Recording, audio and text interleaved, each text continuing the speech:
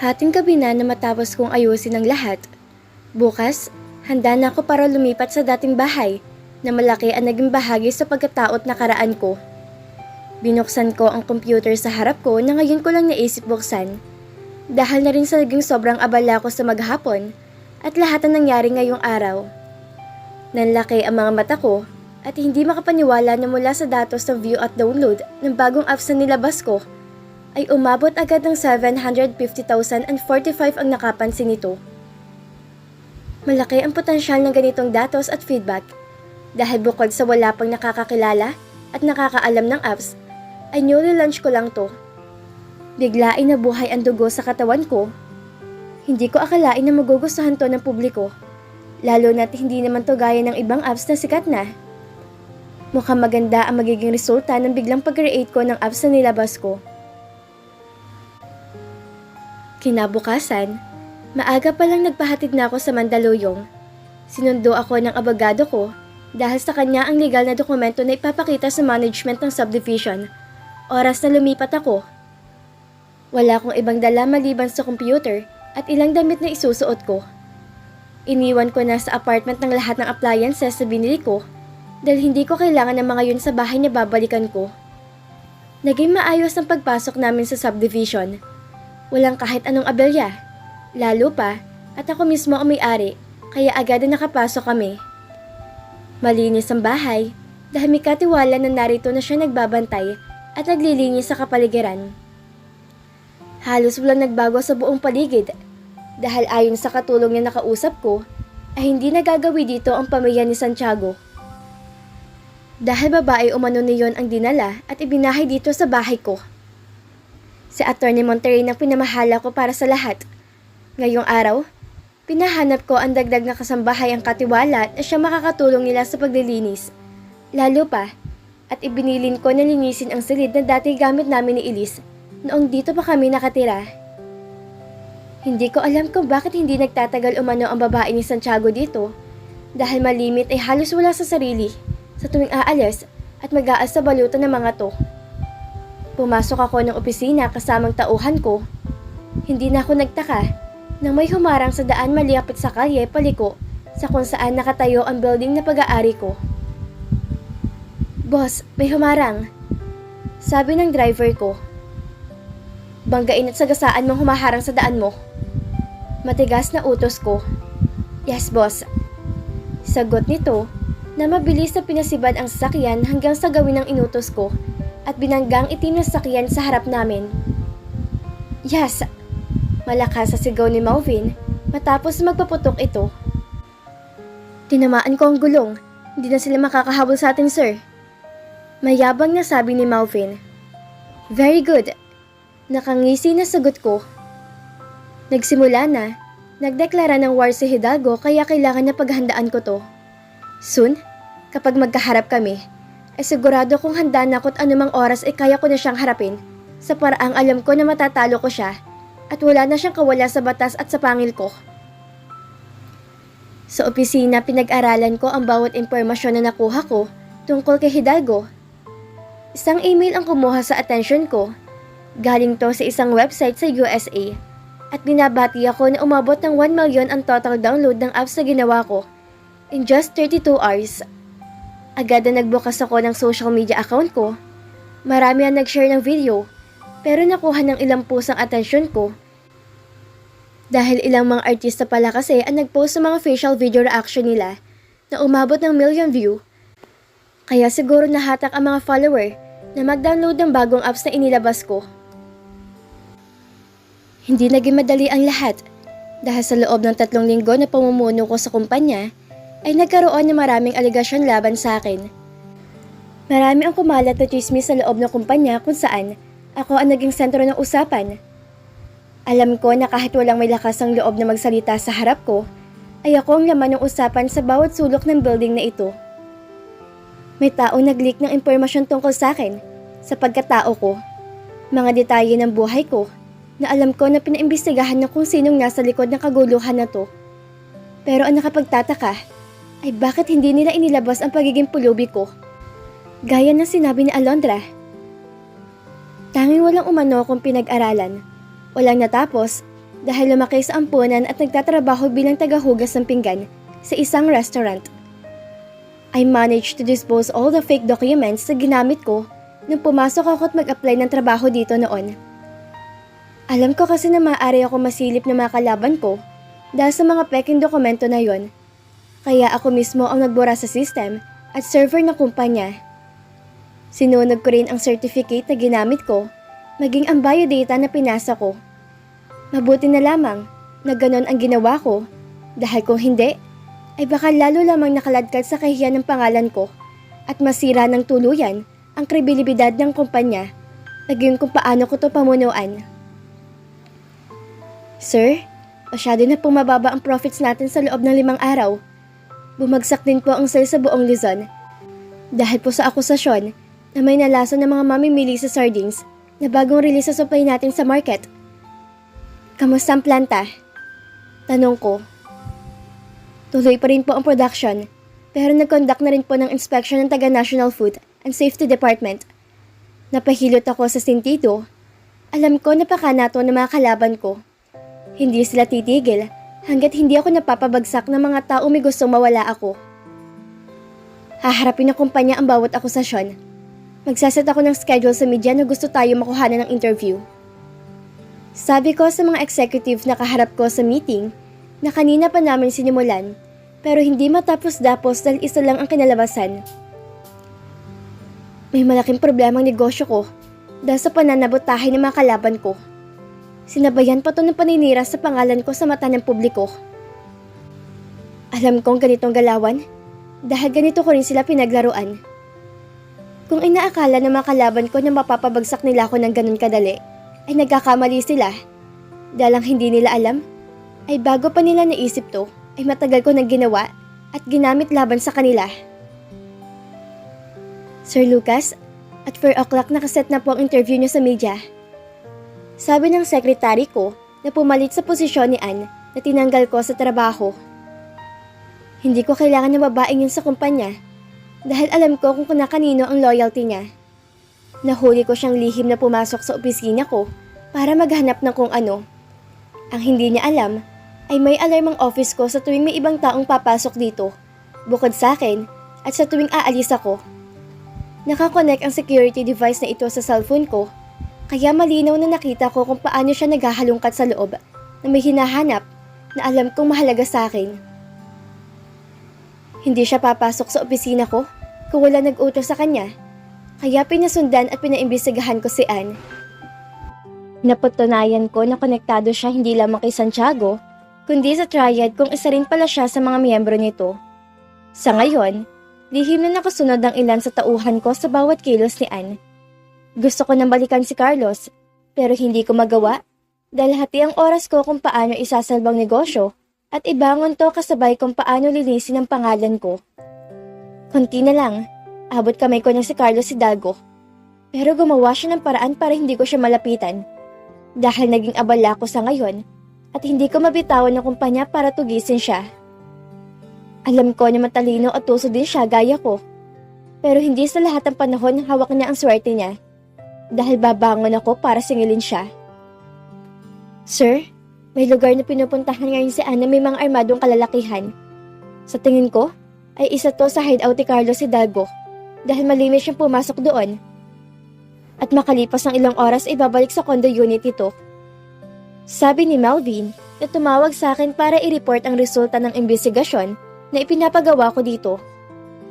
Sundan mo lang siya at kapag nakumpirma mo ng lokasyon ni Hidalgo, sabihin mo sa akin, dahil ako mismong haharap sa kanya. Tiimbagang nasagot ko, dahil sunod na pangit ang balita tungkol sa kumpanya, ay bumulusok to sa loob lamang ng 2 linggo. Hindi maganda kung magtutuloy-tuloy to, dahil sigurado akong mauuwi kami sa pagkalugi, hanggang sa magsara ng tuluyan ang negosyo na pinaghirapan ng mga magulang ko. Sumapit ng 4:00, at ngayon ay nakatayo ako sa gitna, kaharap ang mga taga-media na naghihintay na kuyugin ako ng mga tanong na alam kong kritikal sa pagkatao ko. Pero hindi ako natatakot para dito. Ako si James Miguel Suarez. Hindi lang ako basta si Lucas Bermudez na walang muwang sa mata ng mga taong nakakakilala sa akin dahil sa katauhan ng anak ko kung saan ginamit ko matapos na magising ako na nasa katawan nito. At ako na siya, at siya na ako. Mr. Suarez, I'm Sam for NTC News. Ano po masasabi niyo sa patuloy na akusasyon na nakakalason sa product ng kumpanya niyo? Tanong ng isang magandang reporter na una nagtaas ng kamay na magtanong sa Levy, na assistant ko na siya naghahandle ng interview, at nagtanong kung sinong gusto na mauna para tanungin ako. First, thank you so much sa pagpunta niyong lahat dito para bigyan kami ng pagkakataon na magpaliwanag.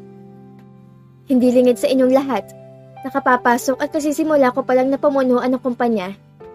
Bilang bagong CEO at rightful owner ng Suarez Empire, nakilala bilang Allegra Holdings matapos nakawin to mula sa mga magulang ko. May mga taong gustong sirain at pagbagsakin ng kumpanya dahil hindi nila matanggap na nakamit ko ng hustisya para sa pagpatay nila sa aking ama. We, the company, will shoulder all the medical expenses ng mga taong naapektuhan ng demolition para sirain ako at ang kumpanya na pinamumunuan ko. We conduct our own investigation at may mga tao akong nahuli na siyang nagpakalat ng maling impormasyon para matakot ang publiko na bumili ng produkto na gawa ng factory ko.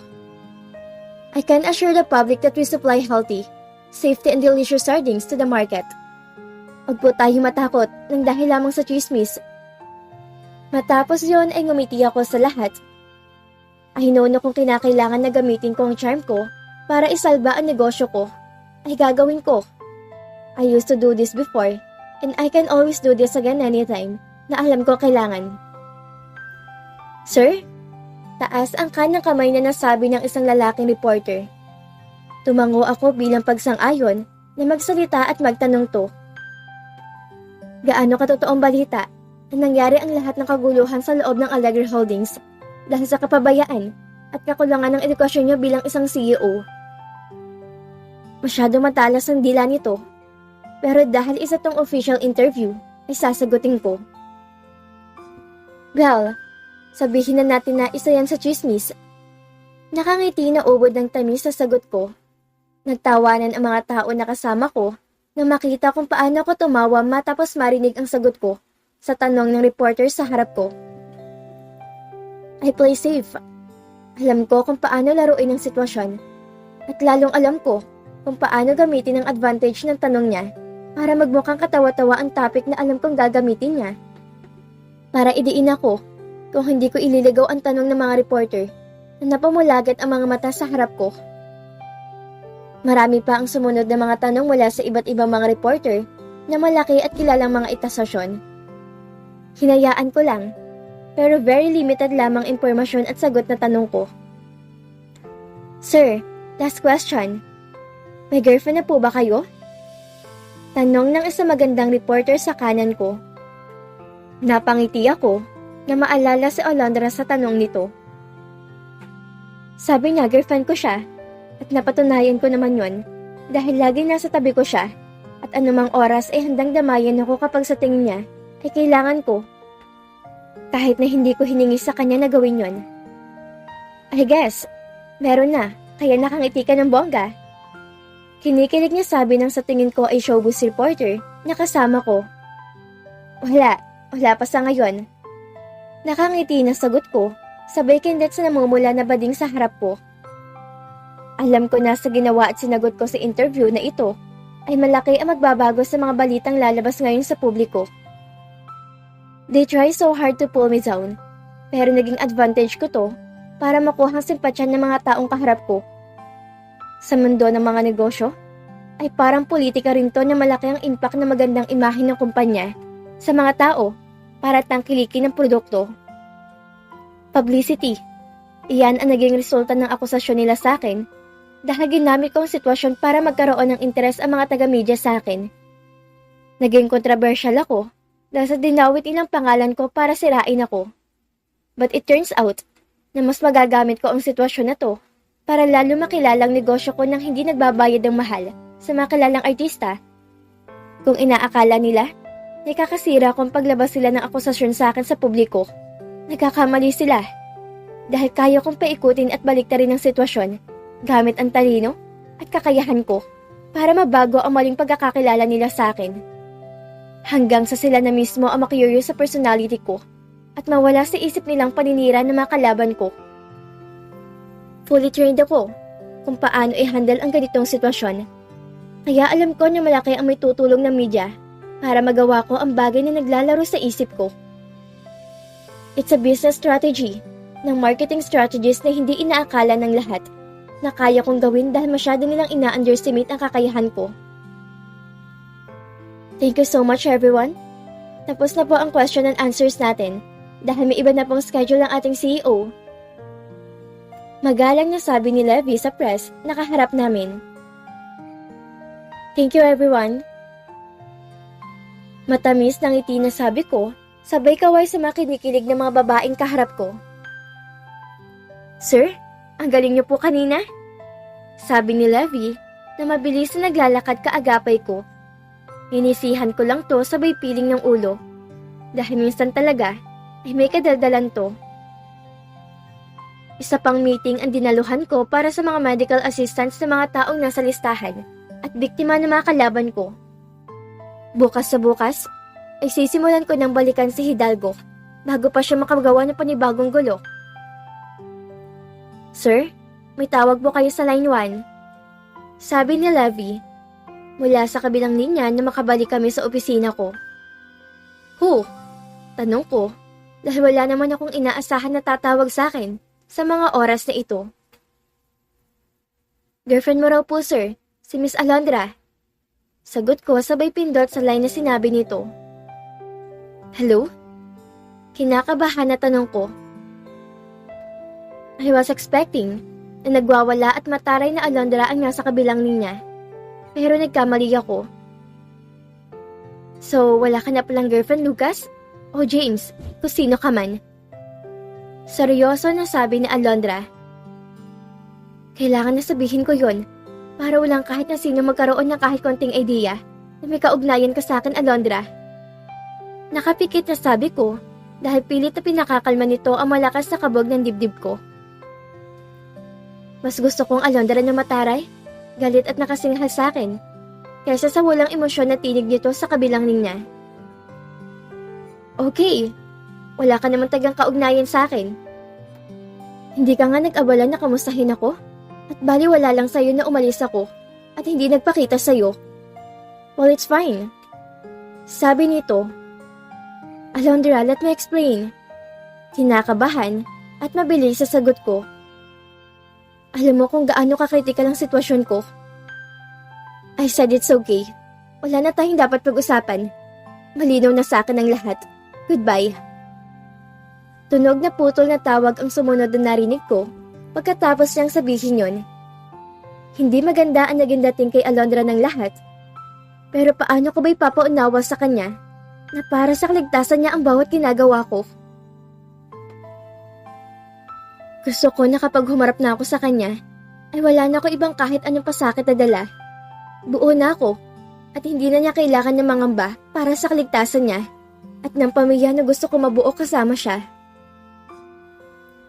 Levi, pakitingnan ko anong number ang ginamit ni Alondra nang tumawag sa akin. Utos ko na mabilis sa tawagan ko ang assistant ko. Sir, wala pong record. Private number po ang ginamit. Naibagsak ko ang telepono na hawak ko. Hindi maganda to. Lalo lamang naging magulo ang lahat. At tingin ko, ay nawawala ng direksyon ang ginagawa ko. Dahil kahit anong gawin ko'y lagi may kinakailangan na magsakripisyo sa mga taong mahalaga sa akin. Kasama na sa Alondra dito. Walang nangyari sa paghahanap ko at tracing sa number ni Alondra. Natatakot ako sa paraan kung paano niya ako kinausap kanina. Mas nakakakaba na formal siya kung magsalita kumpara sa normal na ugali nito na mataray ito.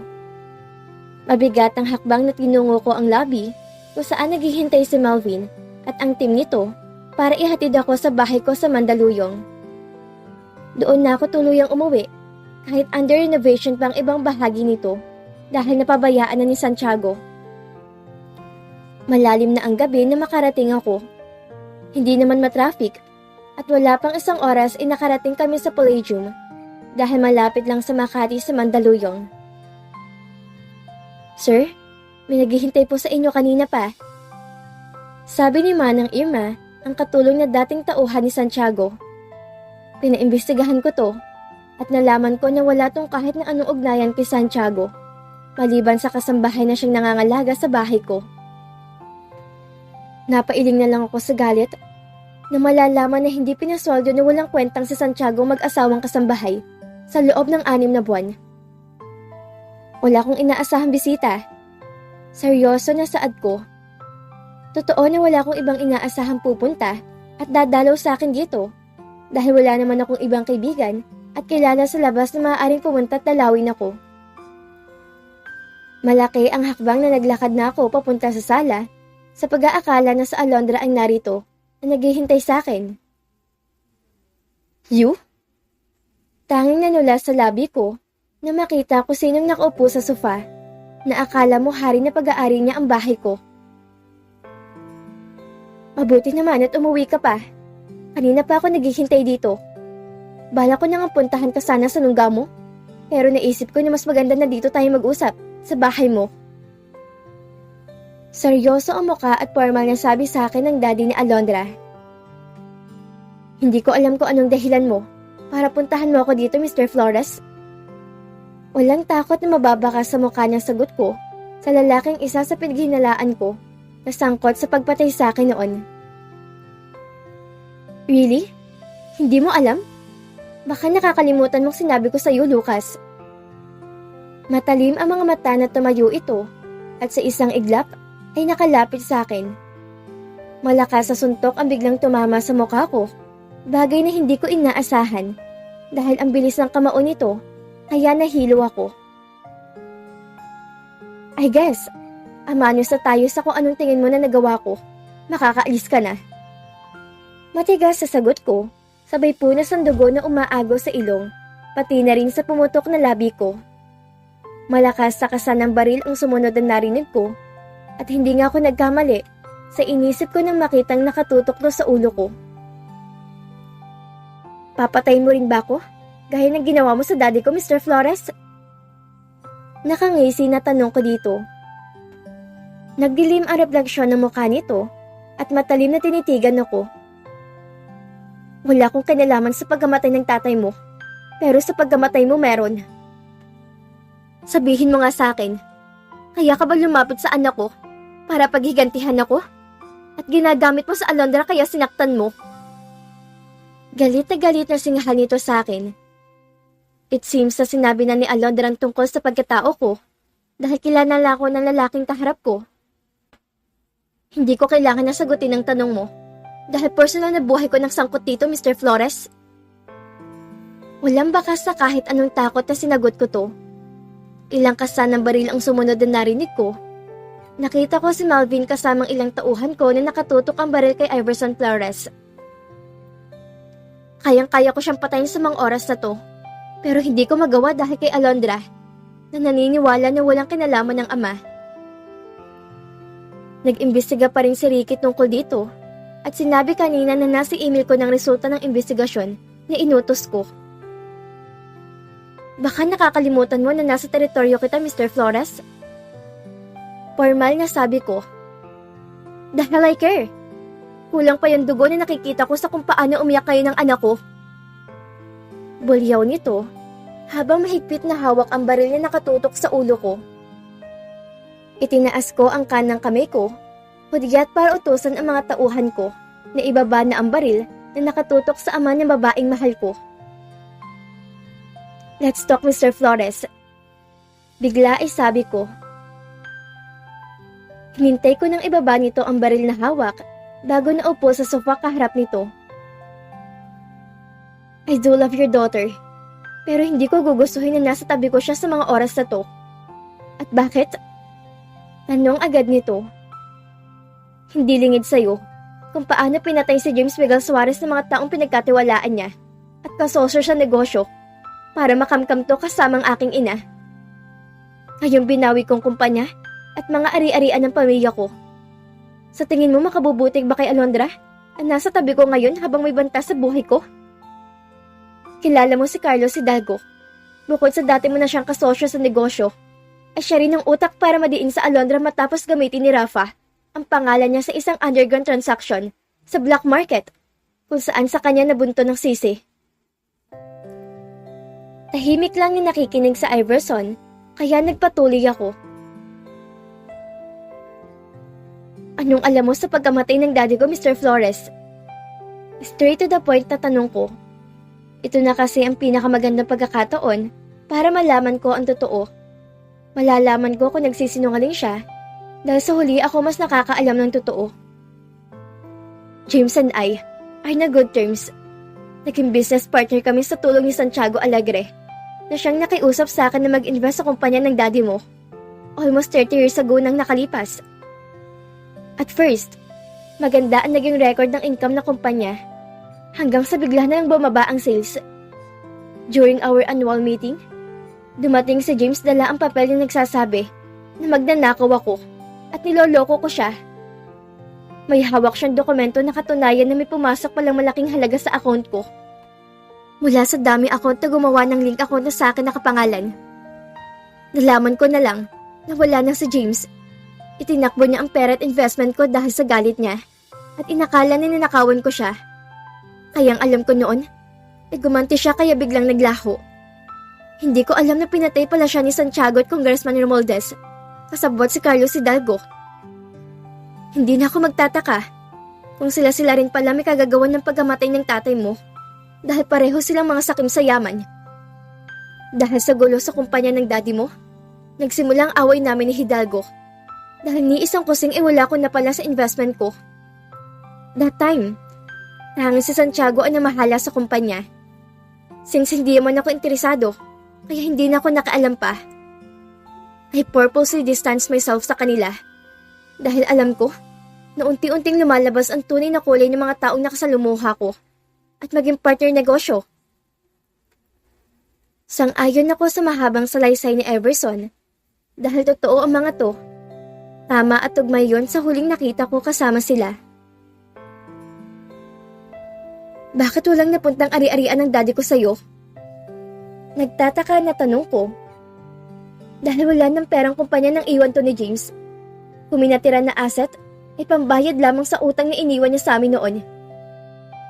Imposible na sinasabi niya dahil wala akong kinuha na kahit yung isang kusing ng araw na dinukot ako ng mga tauhan ni Santiago.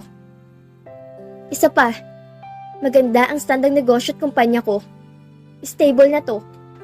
At matatag na nakatayo kumpara sa mga nakukompetensya na kalaban din namin noon. Hindi ako naniniwala na may kinuhang daddy ko dahil kahit isang kusing ay walang natira sa akin. Lahat ng ari-arian namin inapunta kay Santiago at sa dalawang kakampi at kasabwat niya.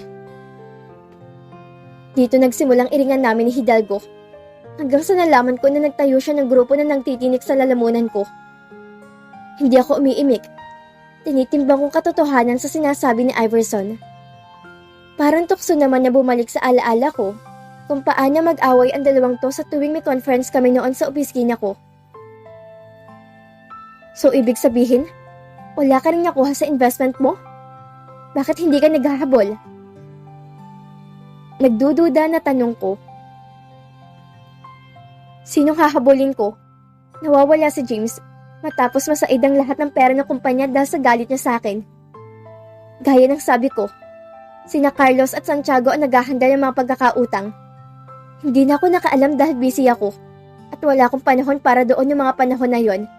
Dahil naghahanap ako sa nawawalang asawa ko na buntis kina Alondra ng panahong yon. May punto sa Iverson. Base sa mga sinabi nito, malaki ang posibilidad na nagsasabi nga to ng totoo. Support by the report and documents na binigay ni Alondra sa akin. So anong plano mo sa anak ko? Paano na sa Alondra ngayon? Nagbumukmok sa silid niya. Tanong nito. Mas mabuting doon muna siya sa teritoryo mo. Hayaan ko muna na magtampo siya sa ngayon dahil para sa kabutihan ng ginagawa ko. Oras na makita niya na hindi pa kami nagkakaayos ngayon, ay hindi niya ako guguluhin. Unlike, kung makikita na naayos na ulit kami, ay magkakaroon na naman siya ng dahilan para lapitan ako. Bagay na iniiwasan ko. Dahil nasisiguro ko na nasa akin ang mga mata ngayon ni Hidalgo dahil sa ginawa ko sa dalawang alipores niya.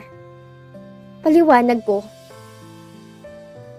As you can see, pilit na sinisira nilang reputasyon ko at gustong pabagsakin ng kumpanya. Pero alam ko na kung paano sila maglaro sa maruming paraan.